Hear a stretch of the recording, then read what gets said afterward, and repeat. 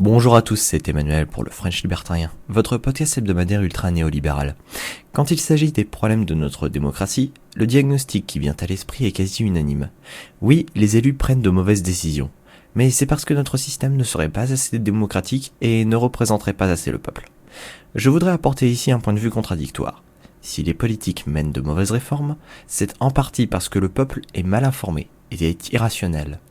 Si les électeurs étaient réellement informés sur les sujets débattus et les décisions que prennent nos politiques, les débats seraient certainement très différents.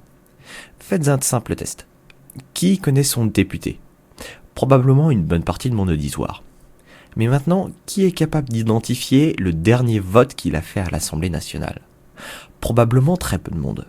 C'est ce que les économistes identifient comme étant le QI politique, le degré de connaissance politique des électeurs. Malheureusement, non seulement les électeurs ont un faible degré de connaissance politique, mais ils ont aussi une faible compréhension des sujets qui sont débattus. Pour s'en rendre compte, on peut s'appuyer sur de nombreuses études, où l'on interroge les individus lambda sur des questions particulières, puis des spécialistes, scientifiques et académiciens, sur les mêmes questions. Il est intéressant de noter que, dans de nombreux domaines, le public ne pense pas comme la majorité des experts. Prenez le libre-échange par exemple, qui est bien un des rares domaines sur lesquels tous les économistes sont d'accord. Paul Krugman, que l'on peut difficilement qualifier d'apôtre de l'ultralibéralisme débridé, est d'ailleurs connu pour avoir dit à ce sujet « S'il devait y avoir un credo parmi les économistes, il contiendrait certainement les affirmations « Je comprends les avantages comparatifs » et « Je soutiens le libre-échange ». Affirmation qui provoqua l'agacement de bon nombre de ses supporters. Et pour cause, le libre-échange est largement rejeté par la population. Loin de moi l'idée de prendre cette acceptation comme argument d'autorité. Ce n'est pas parce que la majorité des experts sur un sujet pensent X que X est vrai pour autant. Cependant, comme le dit Michael Humer, si vous pensez que la communauté d'experts a tort sur une question particulière, sans être capable d'identifier clairement leurs arguments, il est probable que c'est vous qui ayez tort. À ce stade, il semblerait que c'est avant tout un problème d'accès à la connaissance.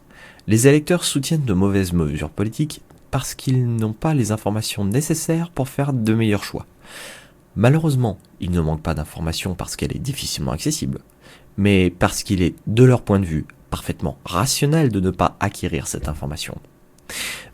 Si l'on admet que, d'un côté, l'information est coûteuse à acquérir, c'est-à-dire qu'il faut investir un temps considérable pour disposer d'informations complètes sur tous les sujets dont les élus ont la charge, et que, dans le même temps, un individu rationnel n'effectuera une action que si le coût est inférieur au bénéfice qu'il en attend. Alors nous faisons face à un dilemme. Le coût pour être politiquement informé est élevé, mais le bénéfice attendu est quasi nul.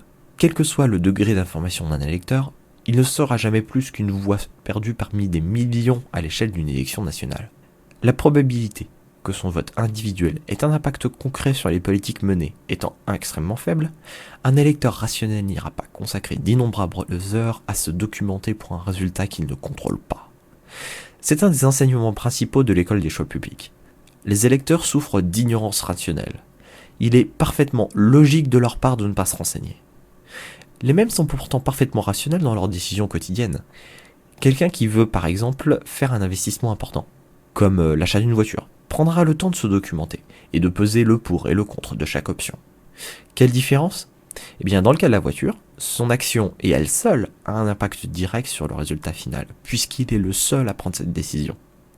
Comment remédier au problème alors ? Facile à dire mais difficile à faire. Tant que chaque bulletin aura le même poids dans l'urne, le bénéfice attendu restera faible. La seule manière de rendre les électeurs mieux informés et plus rationnels est de réduire l'étendue de l'État. Plus le gouvernement est gros, plus il faut donc s'informer pour faire un choix rationnel, et plus l'incitation pour se documenter sera faible. Si vous avez aimé ce podcast, et si vous voulez en savoir plus sur les idées de liberté individuelle, ou si vous avez des questions, n'hésitez pas à vous rendre sur lefrenchlibertarien.fr. Vous y trouverez notamment des traductions d'articles, ainsi que des réponses à vos questions.